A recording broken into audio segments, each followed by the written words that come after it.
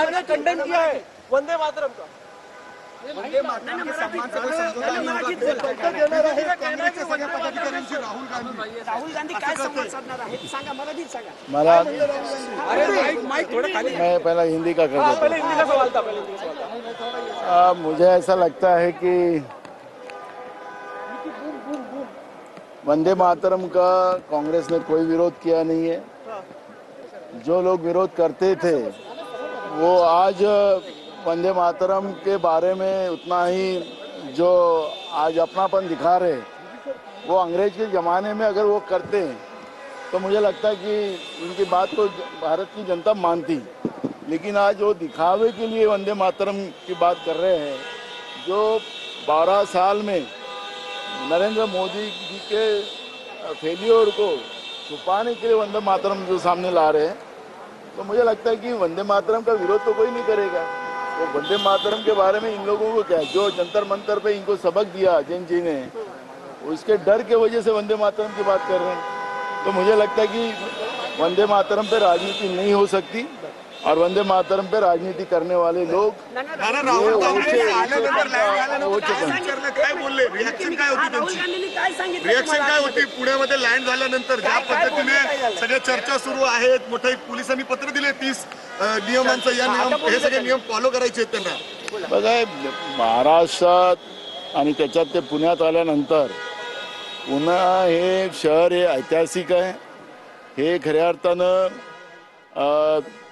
या देशाच्या लोकशाहीला नेतृत्व करणारे हे शहर राहिलेलं आहे। मग बाबासाहेब आंबेडकरांचा विचार असेल, शाहूंचा विचार असेल, फुल्यांचा विचार असेल, छत्रपती शिवाजी महाराजांचाही विचार असेल, ते या पुण्यातूनच आहे। त्यामुळे पुण्यात आल्यानंतर त्यांना एक वेगळी प्रेरणा येते, स्फूर्ती येते आणि अशा पुण्यात आल्यानंतर त्यांचा आनंद दुगणित होतो। त्यामुळे मला असं वाटतं की ज्या काही घडामोडी झाल्या त्याचा आता समाचार ते त्यांच्या कार्यक्रमात घेतील। सांगणार का तुम्ही राहुल गांधींना जे काय घडलं, काय गेले 2-4 दिवस, ते सांगणार आहात का? त्यांना माहिती झाली सगळी गोष्ट, त्याच्यामुळे त्यांना सगळ्या गोष्टी अवगत आहेत। शेरेटन हॉटेलला तुमची बैठक देखील घेतणार राहुल गांधी अशी माहिती? शेरेटनला कुठली बैठक होणार नाही। आता ज्या कॉलेजमध्ये ज्या ग्राउंडमध्ये कार्यक्रम आहे तिथं आम्ही सगळेजण भेटणार। नाना, राहुल गांधी आज गेल्या अनेक वर्षापासून महाराष्ट्रात आले नव्हते, म्हणजे वेगवेगळ्या कार्यक्रमासाठी ते येत होते प्रचाराला वगैरे, पण विद्यार्थ्यांशी संवाद साधताय। जेनजीचं आंदोलन पार पडलं, राहुल गांधी 400 छात्रों की गूंज देशभरात करणार आहेत। पुण्यातल्या कार्यक्रमाचं आजचं वैशिष्ट्य काय असेल? हे सावित्रीबाई फुल्यांचा महाराष्ट्र आहे, त्यांच्या विचाराचा महाराष्ट्र आहे। महात्मा ज्योतिबा फुले आणि सावित्रीबाईंनी महिलांच्या शिक्षणासाठी, मुलींच्या शिक्षणासाठी काय केलं याला काही वेगळं सांगायची गरज नाही। पण त्याप्रमाणे भारतीय जनता पार्टीचं सरकार मुलींचं शिक्षणच संपवायला निघाले, गरिबांच्या मुलामुलींचं शिक्षण संपवायला निघाले। त्यामुळे पुण्यातलं आज राहुलजीचं आगमन या सगळ्या विचारावर प्रकाश टाकणार आहे।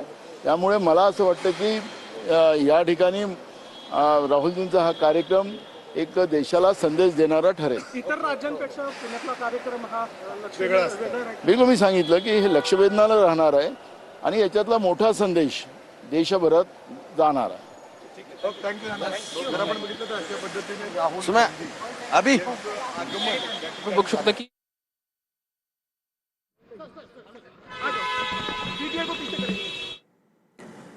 तर पुणे विमानतळावर राहुल गांधी यांचं आगमन झालेलं आहे। काँग्रेसचे सर्वच प्रमुख नेते त्यांच्या स्वागतासाठी पुणे विमानतळावर उपस्थित होते। आता ते या ठिकाणाहून हॉटेलकडे रवाना झालेले आहेत आणि त्याच्यानंतर संध्याकाळी ज्या ठिकाणी AISSMS या कॉलेज परिसरामध्ये हा कार्यक्रम होतोय त्या ठिकाणी त्यांची उपस्थिती असेल। संध्याकाळी 7:10 ते विद्यार्थ्यांसोबत संवाद साधायला सुरुवात करणार आहेत। जवळपास 25,000 विद्यार्थिनी या संवादामध्ये सहभागी होणार असल्याचं कळतंय। भारत जोडो यात्रा ही एक महत्त्वपूर्ण मोहीम जी काँग्रेसनं राबवलेली होती, त्याच्यानंतर हे एक मोठं कॅम्पेन छात्रों की गूंज, प्रमुख उद्दिष्ट हेच आहे की युवा मतदारांसोबत जोडलं जाणं, जेनझींच्या नेमक्या समस्या काय आहेत ते जाणून घेण्याचा प्रयत्न आहे असं काँग्रेसकडून सांगितलं जात आहे। हे कॅम्पेन अत्यंत महत्त्वपूर्ण आहे। पुण्यामध्ये हे कार्यक्रम होत असल्यामुळे, हा कॅम्पेन होत असल्यामुळे याला एक वेगळं महत्त्व आहे। पुण्याची निवड करण्यात आलेली आहे हे कॅम्पेन सुरू करण्यासाठी आणि देशाच्या वेगवेगळ्या भागामधल्या विद्यार्थिनी जे आहेत ते या कॅम्पेनच्या माध्यमातून राहुल गांधी यांच्यासोबत संवाद साधतील।